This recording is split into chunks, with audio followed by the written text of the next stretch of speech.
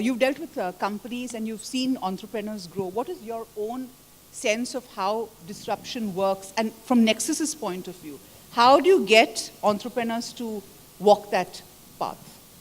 It's interesting that Dhanpal said that many people think technology is a driver of disruption. We are one of the people who believe that, particularly in the India market,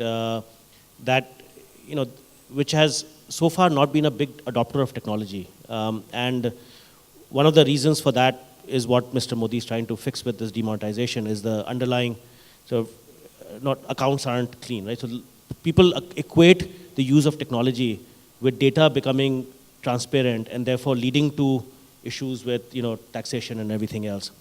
We've seen that now with many of our companies that have tried to deploy technology in the SME space, in the healthcare space. The biggest question, the biggest barrier to technology deployment is fundamentally this fear of data becoming transparent. So I think that goes back to what Dhanpal said, which is technology is not the disruptor, it's the mindset that's the disruptor, right?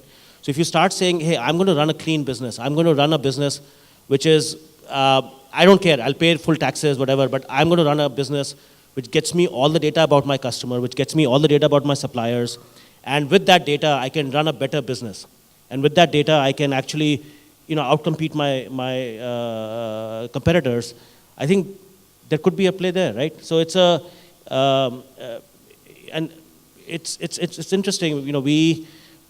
I worked at McKinsey at one time, and they'd done some work with Reliance.